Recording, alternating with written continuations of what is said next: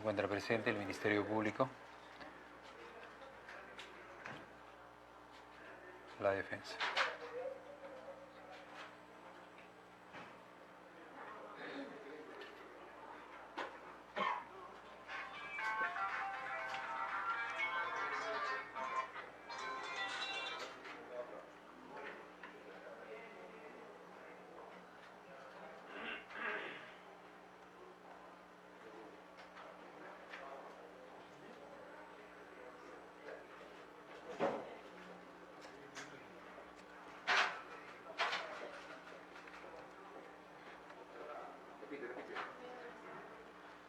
Adelante.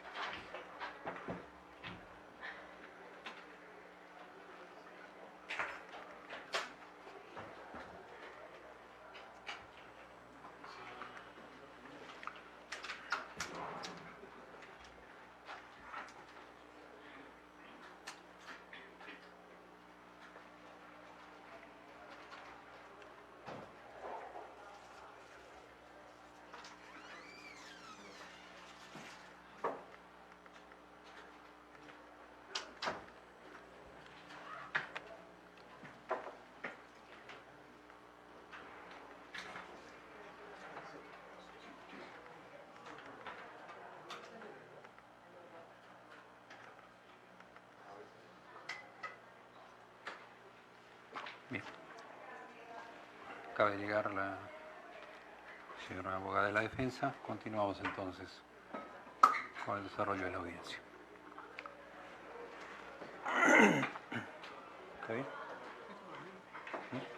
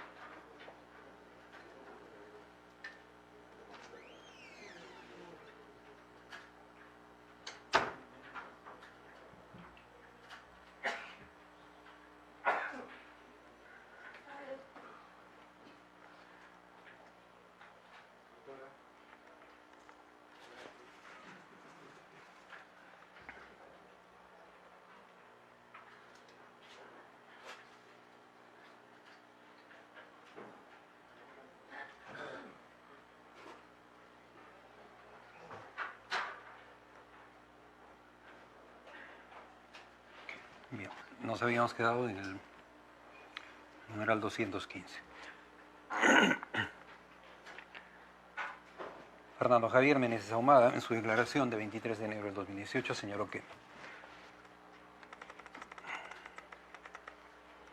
su nombre figura con la persona que aportó el monto en efectivo de 24.732 soles, el 27 de mayo del 2011, y 8.256 el 30 de mayo del 2011, a favor del partido político Fuerza Popular. Al respecto, precise usted si realizó dichos aportes, de ser así, explique la forma y circunstancias, cómo lo realizó, a dónde y a quién entregó, documento suscrito y si puede documentar. Que no reconozco ninguna de las dos aportaciones que aparecen en el informe de la OMPE. Lo que puedo decir es que el año 2011 me reunía con mi amigo del Colegio San Agustín de San Isidro, Erismato Monge. Él estaba en campaña apoyando al partido de Keiko y estaba recolectando firmas a la campaña del partido, y en una de esas reuniones donde estábamos tomando unos pisquitos en San Isidro firmé un documento y no sé por qué características ni el contenido que tenía el documento, solo sé que firmé. No puedo precisar si ese documento que firmé para afiliarme al partido, y por los montos que ahí en el informe señala, como era mi amigo, firmé a ojos cerrados, confiando plenamente en él. Además, quiero indicar que no efectué ningún aporte ni ningún concepto, tampoco apoyé la campaña electoral de dicho partido y de ningún otro. 216. Patricia Copero del Valle, en su declaración de 18 de octubre del 2018, señaló: con relación a la notificación que me llegó en noviembre del año 2017 a mi persona, citándome para que rinda mi testimonio a la Fiscalía, me comuniqué con Giancarlo Bertini para preguntarle de qué se trataba y me dijo que iba a comunicarse con Jorge Yoshiyama. para saber de qué se trataba esa comunicación. A los pocos días recibí una llamada de mi suegro Eugenio Bertini Vinci y el que me dijo que se había comunicado con Jorge Yoshiyama. Y como no vaya a la citación, porque los abogados de Jorge Yoshiyama se estaban haciendo cargo de todo, no volvieron a recibir ninguna otra notificación. El testigo protegido 2017-55-2, en su declaración del 19 de diciembre del 2017, sostuvo que, ya por el motivo de esta investigación de los aportes a la campaña del partido Fuerza 2011, que corresponde al periodo 2011, Jorge Yoshiyama manda a un amigo en común de nombre Eduardo Privat, quien me dice que Jorge Yoshiyama quiere conversar conmigo. Entonces fijamos el encuentro y así tuvimos otros encuentros. Él trataba de ganar mi amistad. En una de las conversaciones me dice que conocía qué es lo que había declarado sobre esta investigación en la Policía de Lavado de Activos y que mi declaración era como una piedra en el camino que se tenía que sacar para que esta investigación se archive. Me dijo que si cambiaba mi declaración se iba a archivar la investigación, que podía cambiar mi declaración con un escrito, que era mejor decir que sí había aportado dinero y que no iba a haber ningún problema. Que el referido documento decía que no recordaba al momento de mi declaración porque sí había aportado, pero todo era falso. Ese documento lo firmé aproximadamente a los 2 meses de rendida mi declaración. Me llegó el escrito redactado por los abogados del Partido Fuerza 2011. Me dijo que si necesitaba las boletas de los aportes me los podía facilitar para recordar los montos y acreditar mi dicho. Yo firmé ese documento seducido por Jorge Yoshiyama para salir del tema. Una vez que firmé el documento ya no me buscaba. Fue una situación por conveniencia de su persona para conmigo. Así pasaba el tiempo, hasta aproximadamente 1 mes y medio, me citó esta fiscalía. Esto es para declarar en el presente mes de diciembre del 2017, donde Jorge Yoshiyama Sasaki vuelve a tener una comunicación más fluida conmigo, en la cual yo quería contar la relación, pero no sabía cómo decírselo. Nos hemos reunido en el mes de noviembre del 2017 en un restaurante. Le dije que no sabía cómo iba a ser, puesto que no quería seguir inmerso con estas conversaciones con él, porque yo no quería tocar el tema. Me dijo que en la manifestación que iba a dar, que debo sostener, o que decía el escrito, yo le seguía la corriente. Me dijo que si continuaba con mi primera versión en mi declaración, en la cual negaba ser aportante, iba a tener problemas. Luego de esa reunión me ha venido llamando por teléfono celular desde el número 998-127313. Creo que quiere tratar el tema de los aportes. Finalmente, por motivo de mi próxima declaración, quiero poner en conocimiento que me encuentro preocupado, ya que viene llamando por teléfono el señor Jorge Yoshiyama y temo por la seguridad personal y familiar de posibles represalias que puedan tomar por decir la verdad. Juan Carlos Luna Frisancho, en su declaración del 17 de enero de 2019, alegó que en el año 2016 mi defensa en la investigación en el caso 12-2016 era la señora Juliana Loza Ábalos, cuyos honorarios eran cubiertos por Jorge Yoshiyama, toda vez que sentía culpa por haberme conectado con el partido Fuerza Popular. La señora Juliana Loza era abogada de Jorge Yoshiyama y de su familia, por lo cual él me la recomendó. En repetidas ocasiones le preguntaba a Jorge Yoshiyama por el proceso y Jorge me decía que habláramos con Julie. Debo mencionar que me convocaron a una reunión en el mes de febrero del 2016. No estoy seguro quién fue quien me convocó. A dicha reunión fue con mi padre, Carlos Rogelio Luna, para escuchar el estatus de los procesos. En dicha reunión también estaban presentes el abogado de Fuerza Popular, Edward García, estaba el señor Arsenio Oré, Juliana Loza, Jorge Yoshiyama y 2 personas más de las cuales no recuerdo sus nombres.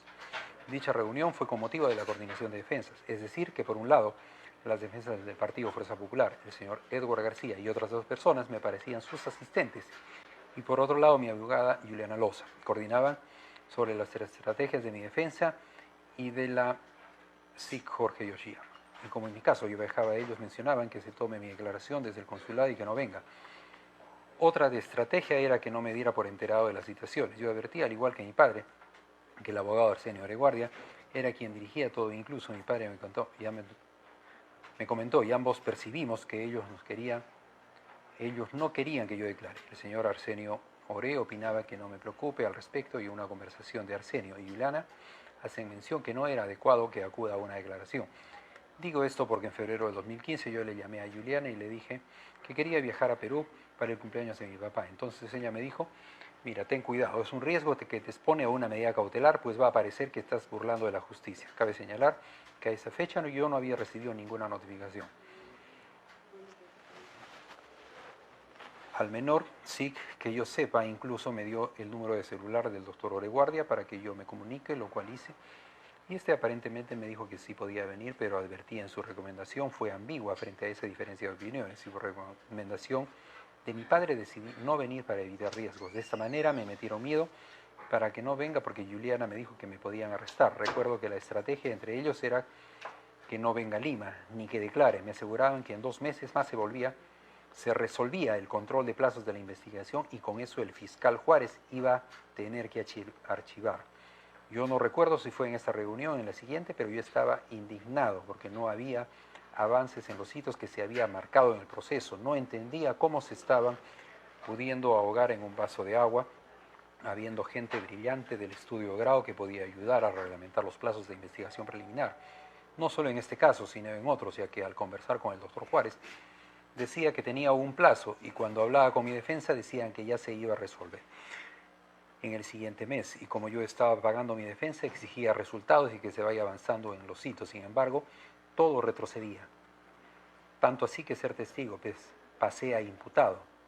De ser testigo pasé a imputado, situación que me afecta mucho ya que yo vivo de mi prestigio profesional y a ingresar al Google sale inmediatamente estas imputaciones. Posteriormente, como yo fui invitado a la cumbre de la PEC, aprovechando ese viaje, nuevamente los abogados me pidieron que nos reunamos. Al empezar la reunión, el doctor Oré dijo, bueno, no hay por qué reunirnos. En pocas palabras, nada se había avanzado. Para asistir, ahí yo perdí 2 sesiones de la PEC y yo llegué a Lima el jueves en la madrugada y a las 8 u 8:30 de la mañana me reuní con ellos en el mismo estudio Oré. Nos sentamos en la misma mesa de directorio. Al igual que en la reunión anterior, asistieron Juliana, Jorge, Edwin, Arsenio, probablemente alguien más, pero no eran los asistentes anteriores. Yo asistí con mi padre Carlos Rogelio Luna Venero. Había algo que me dio mala espina. El doctor Juárez había pedido un convenio de cooperación internacional y mi abogada Juliana me mandó el documento escaneado. Yo por mi parte junté todos los documentos que estaban en el pedido del fiscal Juárez y por email se los envié a los abogados Juliana Loza. Eso fue aproximadamente un mes antes de AP. Pero en la reunión, cuando yo pregunté sobre el estado de la documentación que envié para la cooperación internacional, Edwin García me dijo que a él todavía no le habían entregado la documentación. Frente a eso, yo me paré y les dije que estamos frente a un proceso penal, que es algo muy serio, y acá sálvese quien pueda, y cada uno baila con su pañuelo. Pero antes pensaron que yo les pedía que no me sacrifiquen o no me solucionen el problema. Pero yo les dije que si ellos no resolvían, yo me podía defender, porque yo tenía en Estados Unidos todos los papeles que acreditan mis ingresos y mi patrimonio y mis aportaciones. Eran regulares con transferencia bancaria internacional. Incluso dijo que todo debe ser bancarizado y yo seguí esa regla en todo. A partir de esa reunión yo me puse a buscar abogado. Entonces me contacté con el abogado Carlos Ortiz Segura, compañero de colegio, quien trabajaba con Freddy Aragón, que es operador político, entonces tenía una buena imagen. Pagué honorarios por 3 meses a Carlos Ortiz, pero no hubo ningún resultado, pese a que ofrecieron conversar con el fiscal. De ahí regresó con la abogada Juliana Loza y una reunión, nos reunimos en casa de Jorge Yoshiyama en la avenida Picaflores, Chacarilla de Estanques. Durante dicha reunión insistí en que cuándo y cómo iban a solucionar la situación de todos, pero no me proyectaron ninguna ruta de definición de éxito de este proceso y el camino que pensaban seguir. Mi percepción era que en vez de ir hacia el éxito estaban esperando que les lloviera café, es decir, que obtengan un apoyo en la Suprema. Advertí que todo eran cosas gaseosas, hablaban que subirían incidencias a la Suprema y que ahí se resolvería a favor.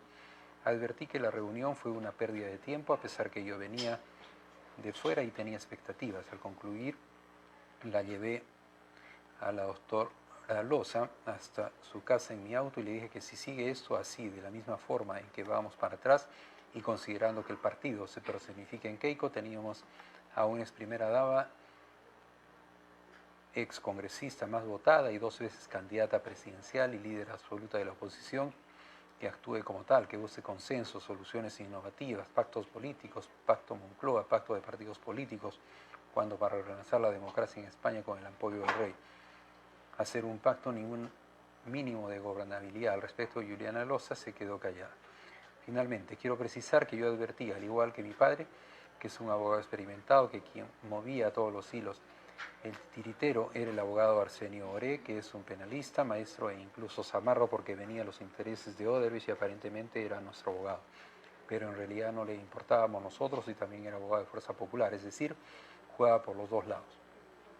En esa declaración, el testigo menciona que Carlos Rogelio Luna Venero habría participado en la reunión con Edward García. Sin embargo, en su declaración de 19 de noviembre del 2019, hasta alegó que para que diga si cuando usted ha sido citada a la Fiscalía a rendir con su persona, a rendir sus declaraciones, alguien del partido se ha contactado con su persona, no. Nunca el partido se ha puesto en contacto con mi persona. No obstante, el juzgado entiende que esta afirmación no es un contraindicio válido en la medida que Edward García Navarro, en su declaración del 28 de noviembre del 2019, sostuvo que conoce a la siguiente persona, Juan Carlos Luna Frisancho. Sí lo conozco, y me remito a mi declaración de fecha 29 de noviembre del 2018. En esa declaración señaló: el estudio Oré Guardia dejó la defensa del partido y de Keiko Fujimori en quincena de diciembre del año 2017. A partir de ahí asume la defensa el estudio de la doctora Loza Ábalos. En el periodo en el cual nosotros éramos abogados, la doctora solamente participó en la reunión con Juan Carlos Luna Frisancho, porque en esa época ella era abogada de Jorge Yoshia. 219.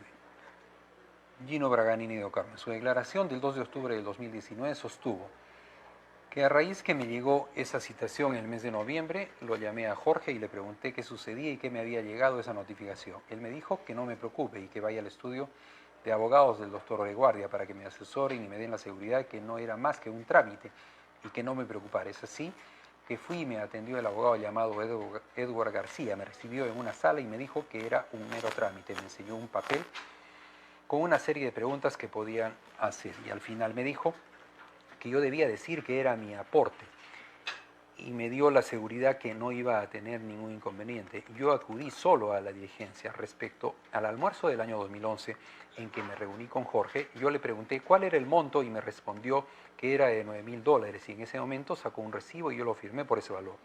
Solo firmé un recibo en esa oportunidad. Posteriormente ya no volvimos a conversar de ese tema hasta el año 2015. Creo que en el mes de junio me llamó por teléfono y me preguntó si podía pasar por mi casa. Le dije que sí y vino, y nuevamente me invitó a firmar un recibo como aportante. Yo acepté porque ya que por lo del año 2011 no hubo ningún inconveniente. Entonces Jorge sacó un recibo y esta vez me pidió que firme por el monto de $8.000, lo cual hice, y a finales del año 2015, a fines de diciembre, Jorge me llamó por teléfono y me pidió ir a mi casa. Le dije que no porque estaba de vacaciones. Me volvió a decir que requería que le apoye firmando un aporte que le dije que será la última vez, pero que además iba a ir a la playa. Entonces le dije que en todo caso me dé el número de cuenta del partido y que de mi cuenta yo iba a efectuar la transferencia desde mi cuenta y le pregunté cuándo me devolvería. Es así que me dictó y anoté el número de cuenta del partido del Banco Scotiabank y desde mi cuenta de ahorros Scotiabank hice la transferencia y posteriormente Jorge fue a mi casa y me dejó el sobre de los 15.000 soles y el recibo del Partido Popular, el cual firmé en ese momento no habiendo recibido copia de dicho recibo. El testigo protegido 2017-55-11 en su declaración del 13 de noviembre del 2018 sostuvo: noviembre del año 2015, cuando sale un artículo en el diario Hildebrand sobre falsos aportantes de la campaña del partido Fuerza 2011, sacando fotos de 4 aportantes, entre ellos Renato Castro Brea, por lo que Renato Castro se comunicó con David Vargas porque sabía que era amigo de Jorge Yoshiyama, porque consideraba que esta persona podía tener conocimiento sobre la situación que él se encontraba, llegándose a reunir en varias ocasiones para conversar de la situación. Y cuando llegó la primera notificación a Renato Castro, en diciembre del 2015, por parte de la policía, una vez más este se comunicó con David Vargas y este le pide que le mande foto de la notificación para que la lea diciéndole luego que no se preocupe, que le están citando como testigo y no como investigado y que él iba a ver la forma cómo le podía ayudar. Luego de unos días David Vargas se comunica a las 11 de la mañana aproximadamente con Renato Castro a su teléfono diciéndole que Jorge Yoshiyama se va a comunicar a su teléfono, y en la tarde de ese día Jorge Yoshiyama lo llamó indicando que David Vargas se había comunicado con él y que ya sabía de la situación y que él podía ayudar, y que su abogada Yuli le iba a llamar en unos minutos después. Luego de 5 o 10 minutos después, Renato Castro recibió una llamada telefónica de una persona que se identificó con el nombre de Juliana, que era abogada de Jorge Yoshiyama, y que ella le iba a ayudar y que se comunicaría unos días después. Transcurrido ese tiempo, Renato con la abogada conversaron por teléfono, pactando reunirse en la oficina del abogado ubicada en la calle Leonard Euler. Ingresado con una puerta de reja, subiendo a un primer piso, y al ingresar había una sala de recepción y tenía una placa que decía Estudio Los Ábalos. Y Renato Castro, al preguntar por la abogada Juliana, le hicieron pasar hasta la oficina de al fondo, y al ingresar la abogada se presentó con Juliana Loza preguntándole qué es lo que había pasado. Y es ahí donde Renato le muestra la situación de la policía y procedió a contar la verdad, que no era un aportante del partido. La abogada le contestó, lo iban a ayudar, que se iban a juntar para armar su declaración y que no se preocupe, que vaya tranquilo a declarar. Además le dijo a Renato que no vaya a declarar en la primera y segunda citación para poder ganar tiempo para armar la versión de la declaración. Las coordinaciones para que se vuelvan a encontrar a finales del año 2015 se hacían por llamadas telefónicas y por WhatsApp, llegándose a reunir una semana después en el mismo local, y al ingresar a su oficina lo invitaron a pasar a un ambiente contiguo que tenía una puerta de vidrio. Ahí había una mesa ovalada y me hicieron sentar junto con otras 2 personas más que formaban parte del equipo de trabajo de la abogada Juliana Loza. Ella también participó en la reunión, empezando a preguntar a Renato sobre su situación económica en orden cronológico, así como quienes vivía, si teníamos préstamos, para que sepan si Renato tenía suficientes ingresos, para que así puedan armar la versión de la declaración. Así pasaron varias horas, 3 como mínimo. Si no fueron más, al final de la reunión me dijeron a Renato que le alcanzaría preguntas tipo y que tenía que memorizarse las respuestas para el día de la declaración, quedándose a reunir una vez más en el mismo lugar y faltando unos 2 o 3 días antes que rinda su declaración. Se volvieron a reunir en el mismo lugar, encontrándose con la abogada Juliana Loza, y esta le pasó con otra abogada de nombre Cintia, quien fue quien le entregó unas impresiones con las preguntas tipo y sus respectivas respuestas. Pasando luego a prepararlo como iba a declarar. Ella le hacía la pregunta y él tenía que contestar conforme a lo que estaba redactado. Todo ello demoró máximo 1 hora. La abogada Cintia le indicó también a Renato que le iba a acompañar un abogado del estudio y que Renato tendría que ir a recoger al abogado del estudio el día de su declaración. Cuando llegó el día de la declaración de Renato en enero del año 2016, se constituyó el estudio jurídico de Juliana Loza y salió un abogado, quien se identificó con el nombre de Oscar Vitetorre. Él mencionó que lo iba a acompañar y se dirigieron a la Dirila de la Policía Nacional de Perú. En el camino, el abogado ayudó a reparar lo que tenía que decir Renato, hasta que finalmente otorgó su declaración, Renato conforme lo señalado por los 2 abogados del citado estudio. Luego que Renato brindó su declaración, él se encontraba nervioso, por lo que se volvió a contactar con David Vargas, buscando este último en su casa, para que le explicara qué seguía después, por lo que David le dijo que iba a agendar una reunión con Jorge Yoshiyama para que le explique mejor, indicándole en ese momento que Jorge Yoshiyama era el financista del partido Fuerza 2011. Una semana después, Renato Castro con David Vargas fueron al departamento de Jorge Yoshiyama, ubicado en la cuadra del Pentagonito, calle Alameda Picaflores. Al llegar se trataba de un departamento dúplex. Una semana después, Renato Castro con David Vargas fueron al departamento de Yoshiyama, Jorge, ubicado a una cuadra del Pentagonito. Al llegar se trataba de un departamento dúplex, ingresando al edificio, subiendo por un ascensor, saliendo el señor Jorge Yoshiyama, haciéndolos ingresar por una cocina, subiendo al 2.º piso, por una escalera curva del departamento, una mesa de billas, una sala y una zona de bar y mesa de granito. En estas circunstancias, él empezó a hablar de varios temas genéricos no relacionados al caso, y después de un rato el propio Yoshiyama le preguntó a Renato si había ido a declarar, si le habían citado como testigo o como investigado, y que no debía de preocuparse de ese tema, porque iba a solucionar, que él tenía 3 investigaciones y que estaba tranquilo, y que siga la misma línea que estaba siguiendo con su versión y que lo iba a seguir ayudando. Durante su conversación, Renato le mencionó a él no había aportado al partido y que él había firmado un recibo de aportante, porque Ignacio Vivanco le había pedido que firme porque Giancarlo Bertini no quería aparecer. En ese momento, Jorge Yoshiyama mencionó que conocía a Giancarlo Bertini. Durante la conversación, Jorge Yoshiyama recibe la llamada de Giancarlo. Ahí Jorge le dijo que estaba tratando de contactar y que no lo podía ubicar. Luego le dijo si había podido contactar con la chica Mayra, que vivía en la selva. Además, le dijo que se ocupara de ese tema. Luego Renato con David se retiraron. El tiempo que estuvieron en ese departamento fue 1 hora. Luego, antes de la segunda vuelta de las elecciones del año 2016, Renato se volvió a comunicar con la abogada Juliana Loza para preguntarle cómo iba el proceso, citándole a su oficina. Luego de 2 días, Renato fue a la oficina entrevistándose con la misma abogada y le volvió a preguntar sobre el proceso y que estaba muy nervioso y no sabía lo que estaba pasando. Ella le dijo que estas cosas tomaban tiempo, que no se preocupara y que no iba a pasar nada. Esta fue una visita corta, ya que Renato solo estuvo 15 minutos. Ese mismo día en la noche, Renato Castro recibe una llamada de David Vargas diciéndole que Jorge Ollama quiere hablar con él en la casa de Jorge Ollama. En ese lugar, en el segundo piso, le pregunta a Renato qué había pasado, que si estaba nervioso, diciéndole que si bien es un tema serio, que no se preocupara, que todo iba a salir bien, y que siga la misma línea que estaba siguiendo en su versión de sus declaraciones. Incluso le propuso si quería apoyar en la misma manera en la campaña electoral de 2016. Renato, por miedo y sorprendido por la llamada, contestó que todo estaba bien y que la versión que mantenía y sobre volver a firmar otro recibo de aporte le dijo que no, sustentando que ya tenía un problema por ello.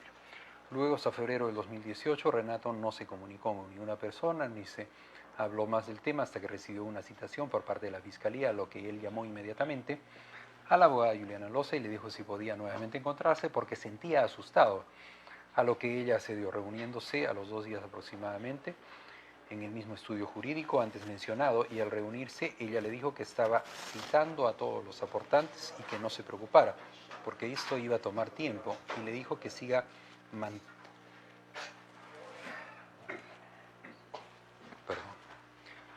manteniendo su versión y que igual iba a ir a declarar acompañado por un abogado asignado por el estudio. Pero igual Renato sentía temor que ella comunicara a Jorge de Ollama como había ocurrido antes. Días después, Renato Castro recibió una llamada telefónica por parte del abogado Anthony Valdivia, quien le dijo que lo estaba llamando de parte de la abogada Juliana Loza y que él iba a acompañarlo a prestar su declaración ante la Fiscalía, quedándose a reunir antes que preste su declaración en su oficina ubicada en la calle Elías Aguirre, en Miraflores, a 50 metros de la avenida Pardo. Ahí repasaron la declaración de Renato, brindaba ante Dirila y ahí terminó todo. Luego Renato fue a declarar conforme a la declaración anterior. Luego, en junio de 2018, le volvió a llamar a Renato una segunda citación de la Fiscalía, por lo que optó por volverse a comunicar con la abogada Juliana Loza. Ella lo citó a su nueva oficina. Cuando acudió a esta dirección, vio salir a Jaime Yoshiyama del edificio donde se encuentra el estudio de Juliana Loza. Luego Renato ingresó a la oficina de la abogada, quien le dijo que estaban llamando a todos los aportantes y que estuviera tranquilo, diciéndole que lo va a acompañar. El mismo abogado Anthony Valdivia, que lo acompañó en su anterior declaración. Renato entendía que la abogada le decía que estaba llamando a todos los aportantes para que haga pensar que era una situación normal, que estén llamando a todos. Luego Renato volvió a pactar una nueva reunión con el citado abogado en la misma dirección y nuevamente repasaron las declaraciones anteriores. Luego fue a declarar a la Fiscalía manteniendo sus anteriores versiones. Al salir de la Fiscalía, el abogado Anthony Valdivia le contó a Renato que ya no quería tener contacto con el estudio Loza porque presumía que podría verse afectado por haber prestado servicios a dicho estudio.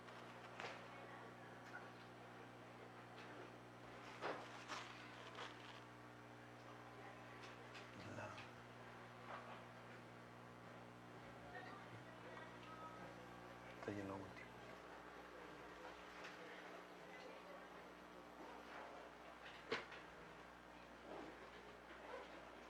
Ya no quería tener contacto con el estudio Loza porque presumía que podía verse afectado por haber prestado servicios a dicho estudio. Tengo miedo por mi integridad física y mi vida, ya que Jorge Yoshiyama no sé de qué es capaz de hacer, ya que en los medios de comunicación he visto que algunos testigos los ha estado presionando y amenazando. Otro de los motivos es que el papá de Ignacio Vivanco es una persona de mucho dinero y no sé de qué es capaz de hacer en represalia. El mismo temor respecto a la abogada Juliana Loza, Renato Castro declaró ante la policía y el Ministerio Público, afirmando que había aportado porque tenía miedo que le hagan algo que pueda afectar su integridad física o su vida. 221. Percy Summers Sarria, en su declaración del 17 de diciembre del 2019, señaló que,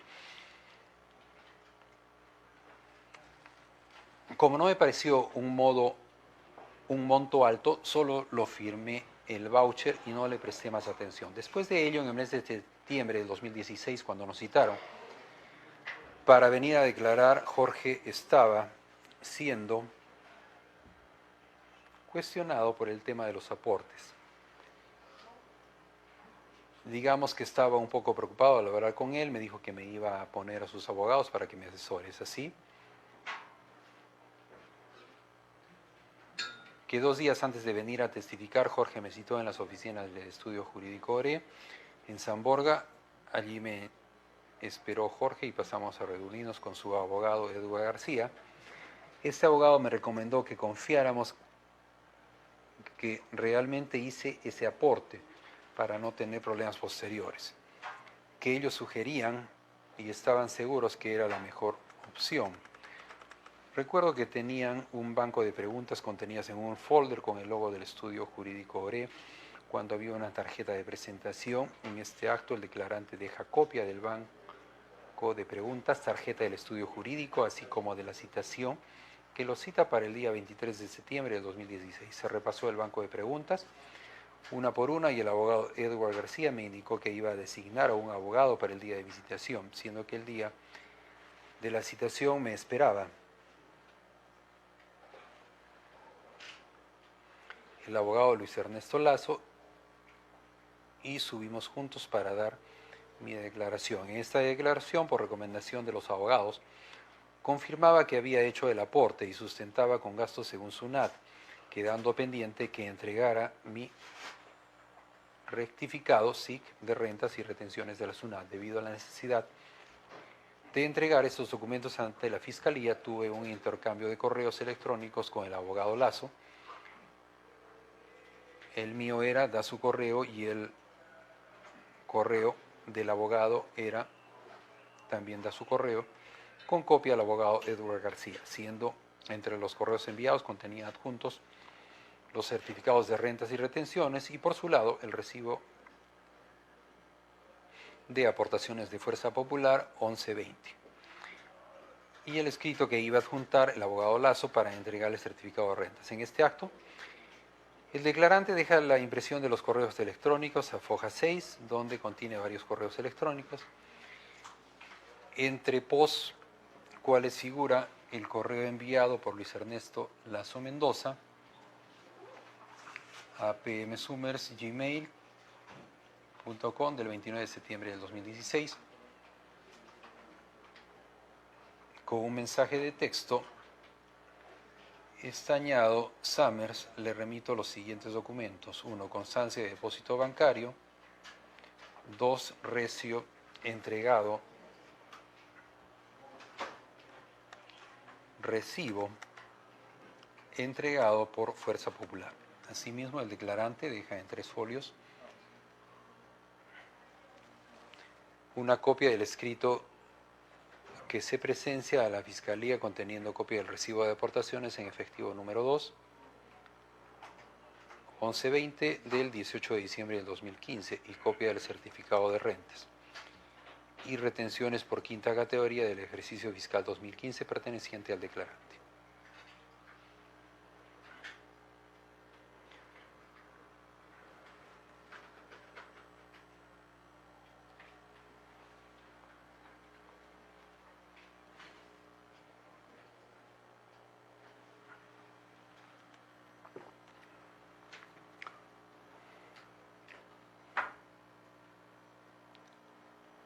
Patri 222. Patricia Shiyoko Moritani Guzuma, en su declaración de 12 de noviembre del 2019, señaló para que diga: si conoce a la siguiente persona, Juliana Loza Ábalos, sí la conozco desde 2017, porque tuve una reunión ella sobre la investigación del caso 55-2017. 223. Mayra Castañón Dávila, en su declaración de 13 de octubre del 2018, señaló que quiero indicar que quiero decir la verdad. Dentro de la primera mitad del año 2011, entre enero y abril,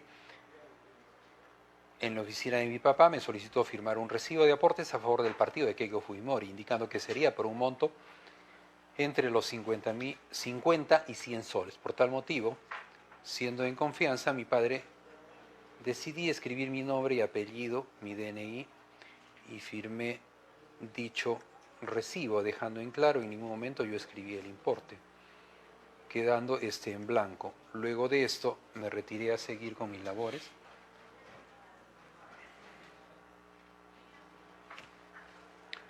Ni pregunté nada al respecto a mi papá y ahí quedó. Luego de esto, cuando esto sale a la luz respecto a las aportaciones en Panorama, es que a una semana de la emisión de ese reportaje, ya habiéndome llegado una notificación por parte del despacho fiscal, se persona a mi casa en Tarapoto, el mismo he consignado el señor Ronald Castillo Reate y el señor Walter Rengifo, presentándose como representantes del partido de Keiko en la región San Martín. El señor Ronald me indicó que hemos escuchado mi tema legal y que me iban a contactar con un abogado para ver ese tema. En ese momento no me dijeron de qué abogado se trataba y se fueron. Luego, al cabo de unos meses, no recuerdo bien qué mes, pero fue cerca a la fecha de mi primera citación en Tarapoto, se personó a mi casa el señor Walter Rengifo con el señor Luis Mejía Leca. En estas circunstancias, el señor Mejía me entregó un escrito para sustentar mi supuesto aporte de $15.000, proveniente de supuestas parrilladas realizadas en la ciudad de Lima, asegurándome que con esto se cerraría el tema y que yo ni mi papá nos veríamos más afectados. Por este motivo que firmé dicho documento. El domingo 27 de noviembre del 2017 me citó por la mañana en el hotel Nilas de Tarapoto el señor Mejía Leca, quien se encontraba con la doctora Danae Calderón para instruirme sobre lo que debía decir en mi manifestación del día siguiente. Ahí fue donde por primera vez donde me enseñaron copias de los vouchers que el partido había realizado y me consignaron como míos. El señor Mejía Leca me dijo: debes memorizar los importes de los depósitos valorizados en soles y que digas que han sido hechos en el Banco Scotiabank.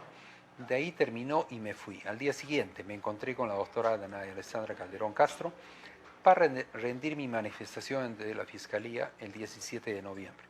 Recuerdo que mi declaración ese día estaba el señor Mejía Leca. Luego de rendir mi manifestación me fui. Luego de ello ya no tuve comunicación con nadie del partido hasta el día que llegó la citación para la ampliación de mi declaración. Esto fue el 29 de enero del 2018 en Lima, lo cual no pude acudir, reprogramándose esta el 5 de marzo del 2018. Quiero indicar que para el día de mi ampliación de declaración no tenía abogado y me comunico con el señor Walter Rengifo y me derivaron con el doctor José Puyén Vigila, quien solo vi media hora de mi declaración. Es ahí que me di cuenta que mi situación estaba bastante complicada porque me asignaron a un abogado que no sabía nada de mi situación legal, adicionando que la documentación que me ponía a la vista la Fiscalía desvirtuaba totalmente lo que el señor Mejía y el partido me habían pedido que yo diga. Luego terminó mi declaración y me retiré y no supe más del partido hasta fecha, porque no se han vuelto a comunicar conmigo. Señala que la persona de Mejía Leca le hace entrega de un escrito para sustentar un supuesto aporte de $15.000. Es un escrito donde me hacían firmar que yo había aportado $15.000, que al cambio era 41.000 soles, producto de unas parrilladas que nunca existieron.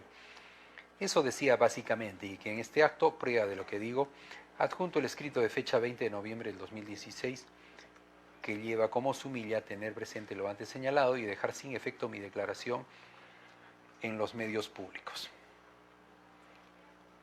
A Fojas 1, soy consciente que cometí un error al no decir la verdad desde un inicio por un mal asesoramiento de mis antiguos abogados proporcionados por el partido Fuerza Popular, puesto que me aseguraron que mi familia y yo nos veríamos perjudicados. 224.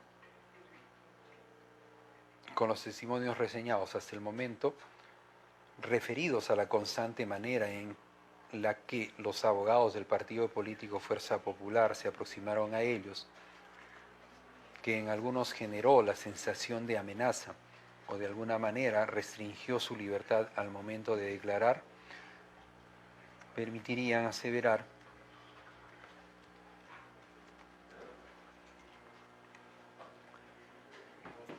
la existencia de sospecha grave respecto a que dentro de Fuerza Popular, a través de los abogados del estudio Oreguardia, incluyendo, entre otros, el abogado García Navarro, la actual defensa de la investigada Fujimori, la abogada Los Ábalos y el mismo abogado Arsenio Oré, habría existido una orden y conductas destinadas a evitar que quienes habrían simulado los aportes dijeran la verdad respecto de sus versiones. Este hecho evidentemente se subsumiría en el elemento del tipo del delito de obstrucción de la justicia relativo a, comillas, impide u obstaculiza se preste un testimonio o la aportación de pruebas o induce que se preste un falso testimonio o pruebas falsas. 225.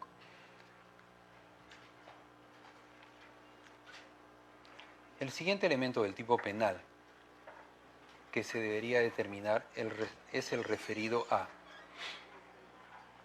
mediante el uso de fuerza física, amenaza, ofrecimiento o concesión de un beneficio indebido. El juzgado considera que, a partir de los testimonios reseñados líneas arriba,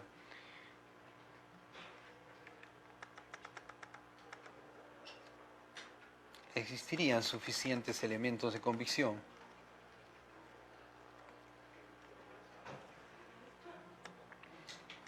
para concluir con un grado de sospecha grave, que también las acciones desempeñadas por los abogados mencionados anteriormente habrían utilizado la amenaza para lograr que no se presente el testimonio o que éste se presente falsamente. 226. La razón de esta conclusión no se obtiene únicamente por el hecho de que existen varios testigos que manifiestan expresamente sentirse amenazados. El juzgado entiende que la valoración del tipo penal en este caso no se cumple por la manera en que la persona amenazada cuyo testimonio se impide o induce a falsedad se sintió de esta manera. Por el contrario, se debe comprobar que las circunstancias objetivas en las que habría ocurrido los hechos permitan que una persona realmente haya experimentado la amenaza. En ese sentido, 227. En ese sentido, este despacho no va a considerar que se habría presentado una amenaza en el presente caso por el hecho de que los testigos manifiestan haberse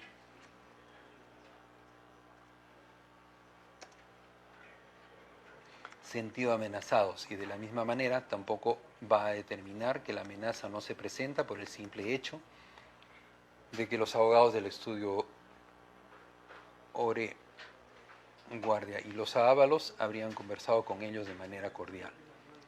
El análisis de las circunstancias en el presente caso debe considerar un hecho crucial.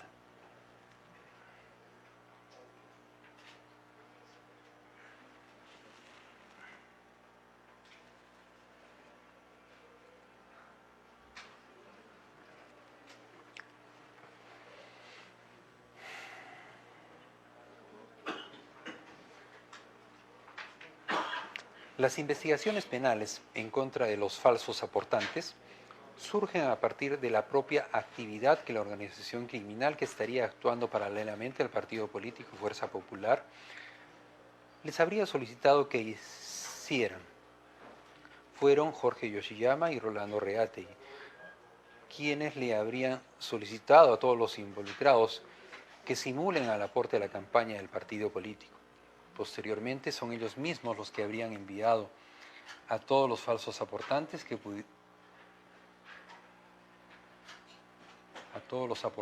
pudieron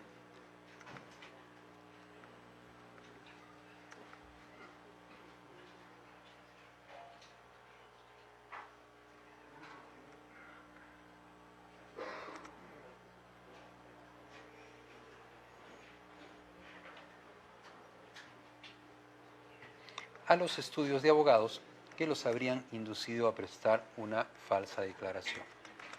229. Esta circunstancia se presenta en este caso como un marco conceptual clave.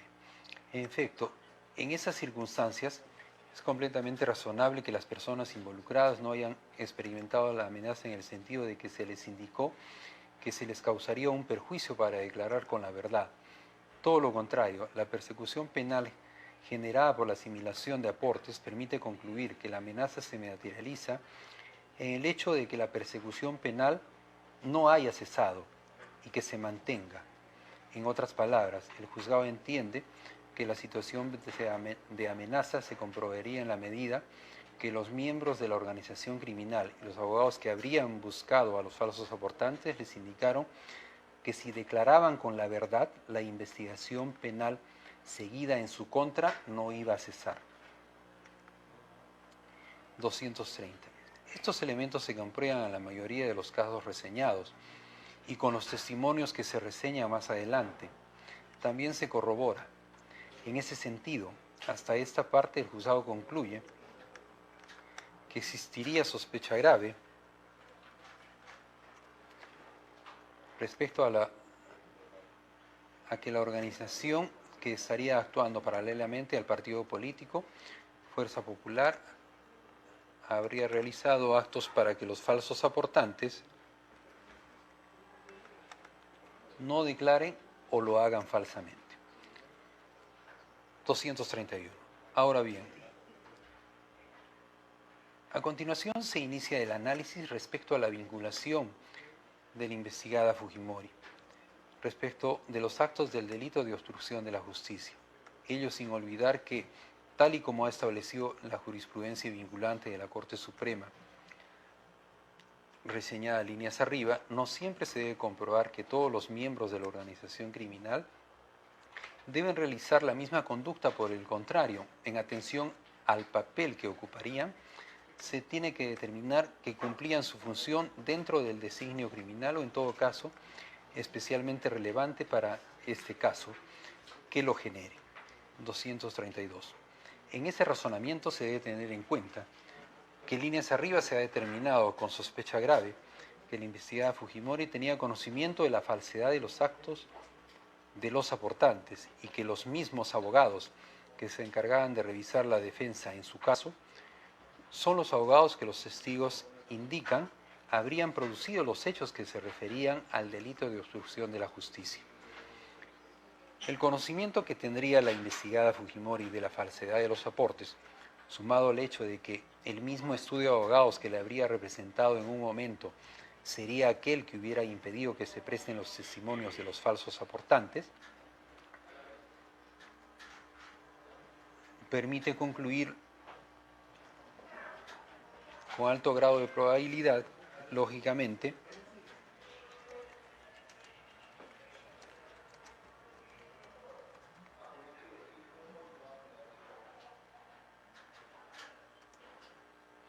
que ella habría coordinado que se procure ese impedimento o inducción a la falsa declaración.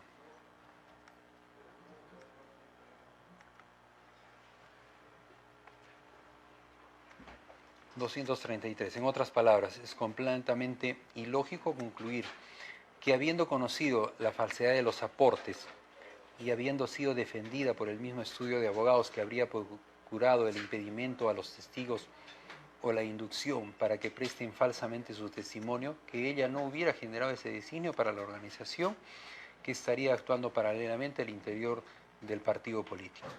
234. Esta inferencia lógica corrobora la indicación que ha elaborado Jorge Yoshiyama Sasaki respecto a que la investigada Fujimori fue la que ordenó y coordinó los actos de obstrucción de la justicia que se habrían realizado a través de los estudios Oreguardia y Loza Ábalos. 235. En conclusión, el juzgado también encuentra sospecha grave respecto a que la investigada Fujimori habría ordenado a través de Jorge Yoshiyama Sasaki, Alberto Mejía Leque y los abogados del estudio Obrey y Loza que se impida que los falsos aportantes presten su testimonio en las investigaciones penales o que lo hagan falsamente. Por consiguiente, respecto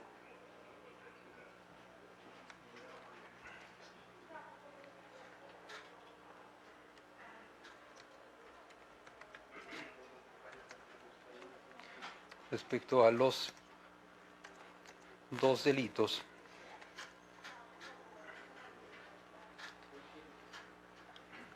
analizados previamente, efectivamente pues se coelegiría fundados y graves elementos de convicción con sospecha grave, como ha sido determinado líneas arriba, cumpliéndose con este primer presupuesto. Tercero, prognosis de pena.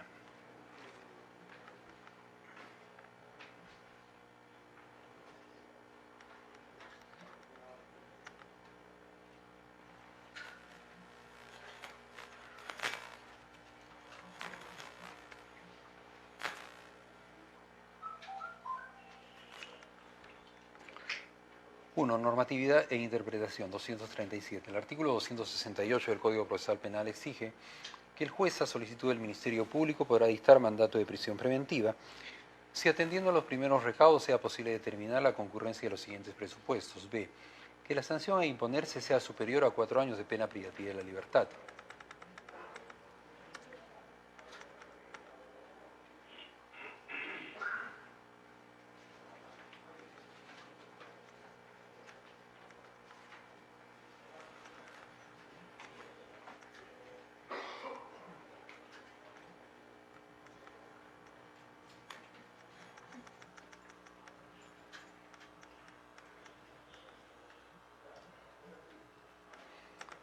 Dos, análisis del juzgado, 238. La pena combinada mínima de los delitos imputados en el presente caso es el siguiente. En el caso del delito de lavado de activos agravado por organización criminal, tanto en el artículo 3b de la Ley 27.765, modificada por el Decreto Legislativo 986,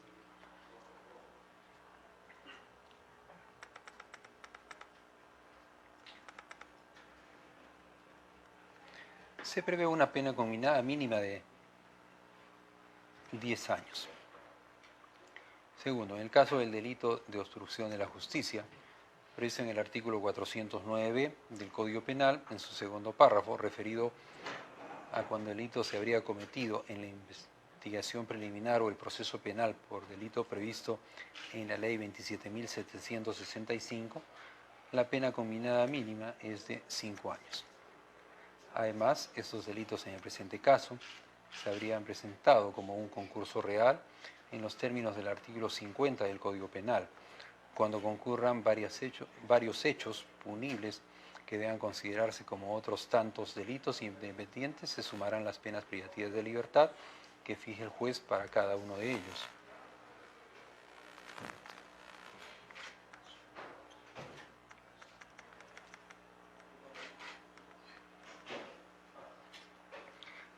En ese sentido, se tiene que, en principio, la pena combinada mínima que se impondría al investigado ascendería a un extremo combinado mínimo de 15 años por este concurso real.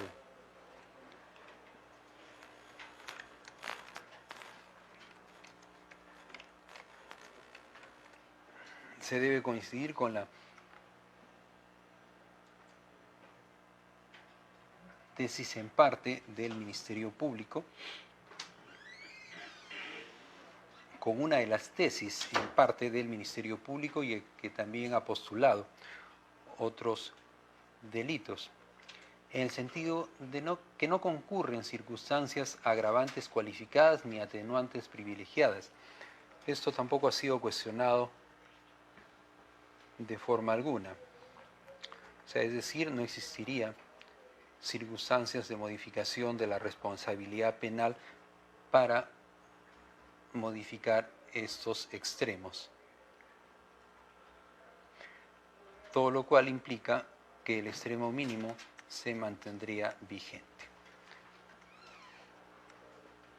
Por consiguiente, es pues una pena grave, como lo ha determinado la Corte Suprema de Justicia de la República.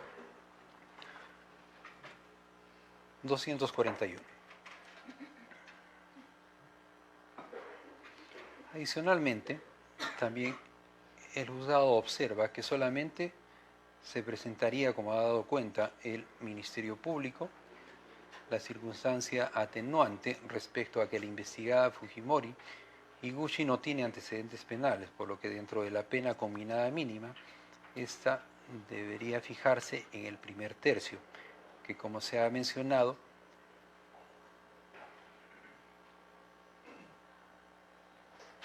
en los extremos mínimos hacen esta pena en 15 años. Si bien el Ministerio Público, por un lado, ha señalado también una pena superior a los 18 años, si bien esta se encuentra dentro del primer tercio, dado que no se presenta, solo se presenta esta circunstancia atenuante, no hay ninguna circunstancia agravante genérica, pero esto no hace sino que establecer la pena dentro de lo que se ha señalado en forma mínima, dado la naturaleza de estos delitos, que sumados hacen una prognosis de pena de 15 años, por lo tanto se cumple con el segundo presupuesto de la prisión preventiva, que es una pena superior a los 4 años de pena privativa de la libertad.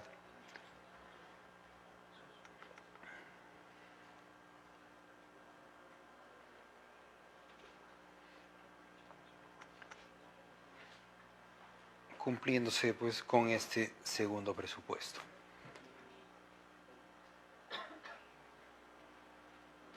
Cuarto, peligro procesal. Premisas normativas e interpretación. 242. El artículo 268 del Código Procesal Penal exige que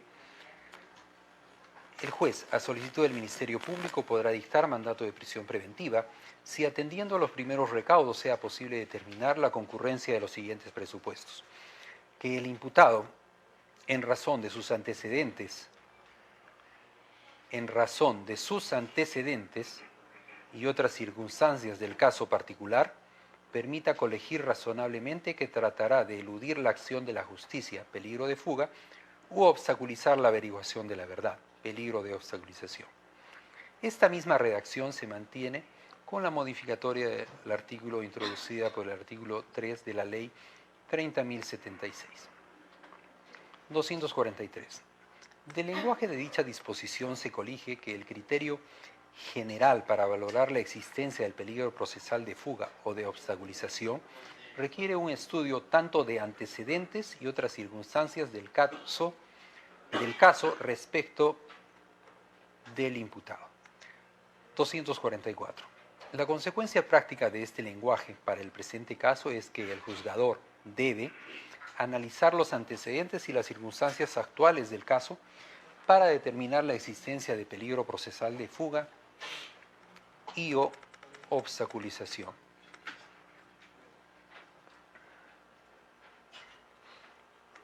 245. Esta interpretación se confirma con lo desarrollado por la jurisprudencia vinculante de la Corte Suprema de Justicia de la República. El literal C del artículo 268 del Código Procesal Penal identificó este riesgo siempre que sea razonable colegir en razón a 1. Los antecedentes del imputado y 2. Otras circunstancias del caso particular. El literal C del artículo 268 del Código Procesal Penal identificó este riesgo siempre que sea razonable colegir en razón a los antecedentes del imputado y otras circunstancias del caso particular. Es del caso averiguar, primero, la existencia de conductas previas de destrucción de pruebas que haya podido llevar a cabo el imputado, lo que por lo general ocurre en los primeros momentos de la investigación y cuando se entera que se ha descubierto el delito. Pide página 186, haciendo referencia al Acuerdo Plenario 1/2019, en los parágrafos 41, 47 y 53. 246. La necesidad de recurrir a los antecedentes del caso para determinar la existencia de peligro procesal de fuga y obstaculización descansa en el sentido común.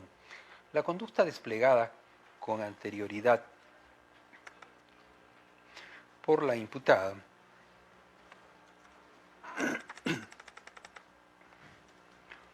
debidamente acreditada es una manifestación del peligro y es evidencia de que el peligro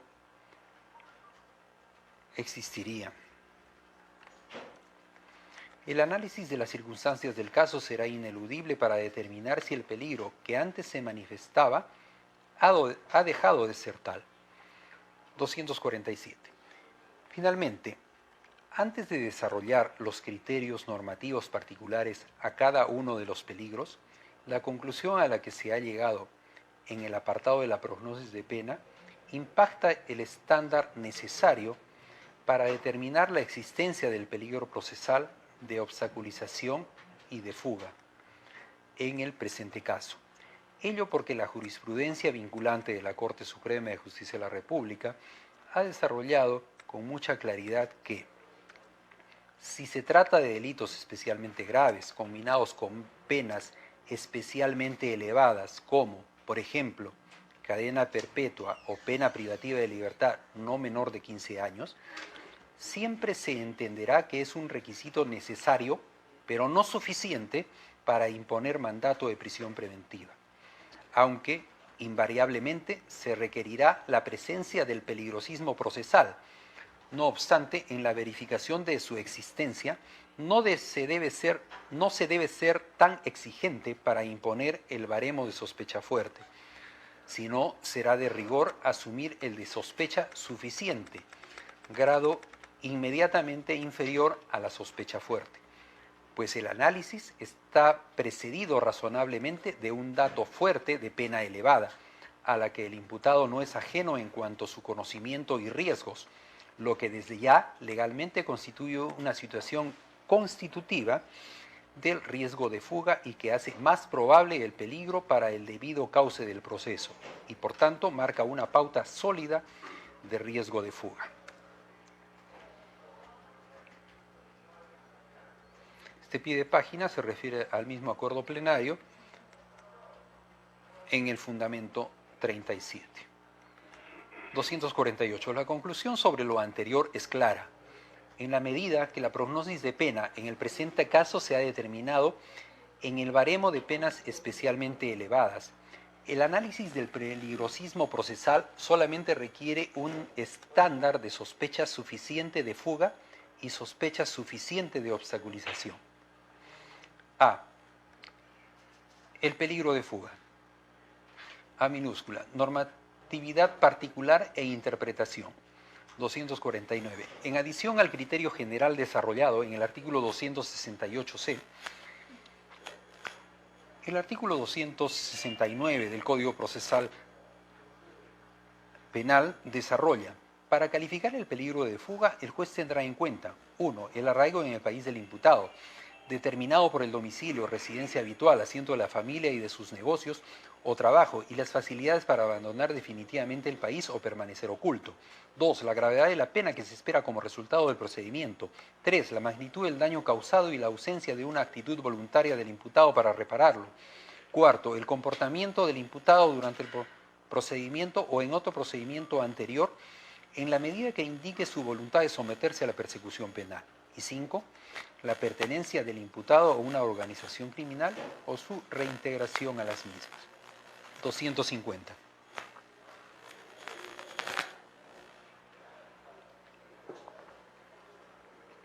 Además, la jurisprudencia vinculante de la Corte Suprema ha desarrollado que existen dos criterios de peligrosidad de fuga. 1. El criterio abstracto mediante el cual la gravedad del delito y de la pena probable, que pueden ser únicos al inicio de la investigación, permite establecer razonablemente la mayor o menor tendencia del imputado a eludirla a través de la fuga, pero no es el único que debe ser utilizado por el juez vencidos los actos iniciales de investigación. Y 2. el criterio concreto que supone valorar las circunstancias personales y sociales del imputado, dado que la comprobación de la existencia o no de raíces como la familia, el trabajo, la imagen social de la persona, permitirá determinar razonablemente la tendencia del imputado a rehuir el proceso penal.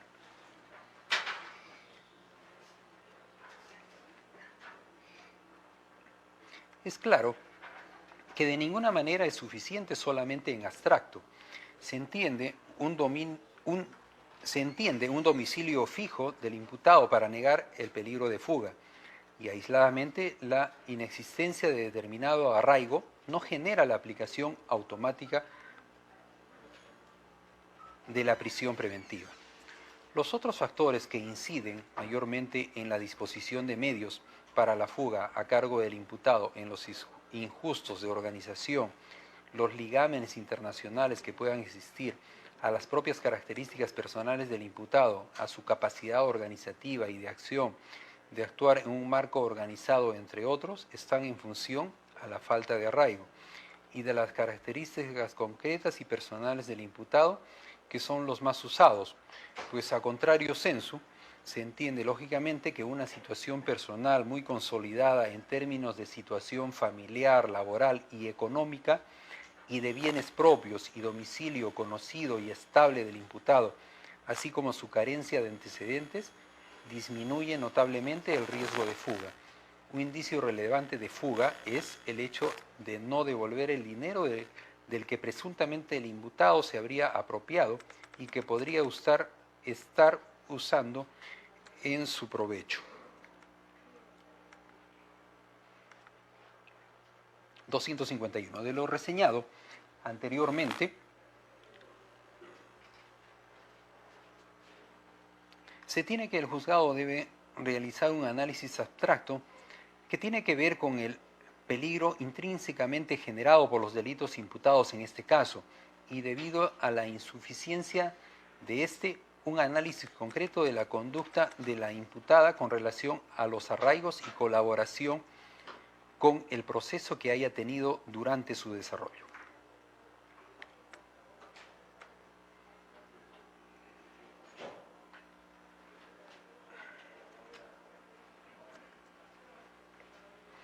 Que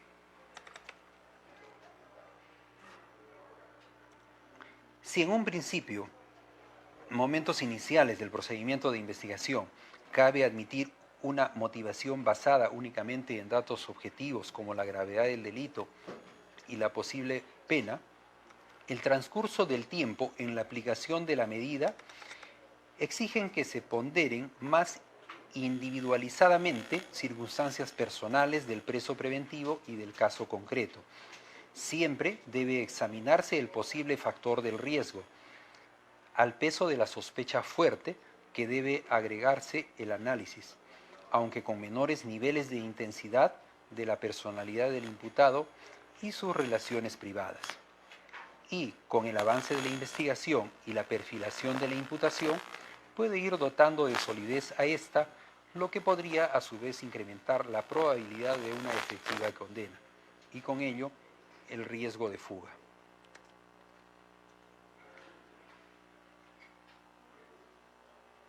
Esta vez haciéndose referencia al mismo acuerdo plenario en el pie de página, en el párrafo 45.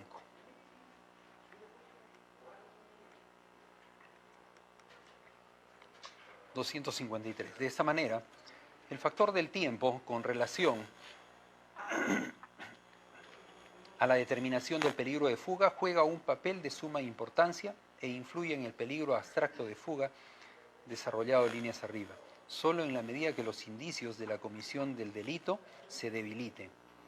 En otras palabras, en la medida que la imputación sea mucho más consolidada y sea previsible una eventual condena, es decir, en la medida que exista sospecha fuerte de la imputación, el paso del tiempo no eliminará el peligro abstracto de fuga, sino que más bien lo afianzará. Ahora bien, el juzgado entiende que incluso en esa circunstancia, el peligro abstracto de fuga es insuficiente y necesariamente se debe realizar un análisis de la situación particular.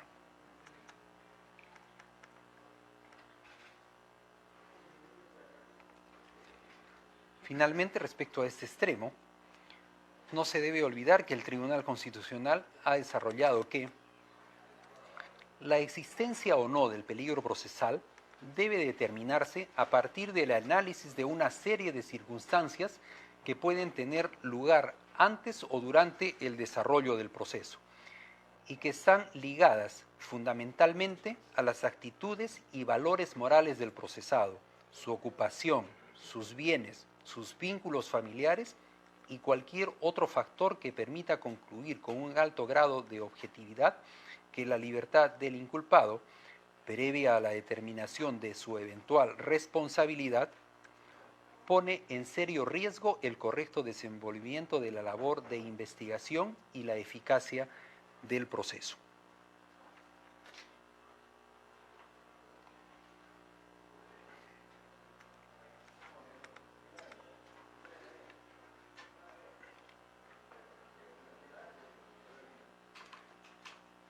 Análisis del juzgado.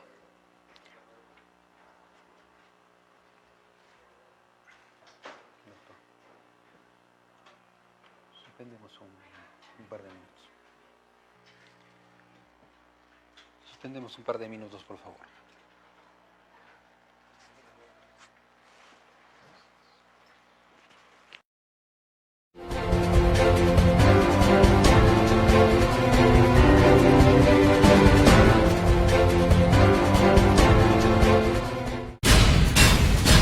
Justicia TV.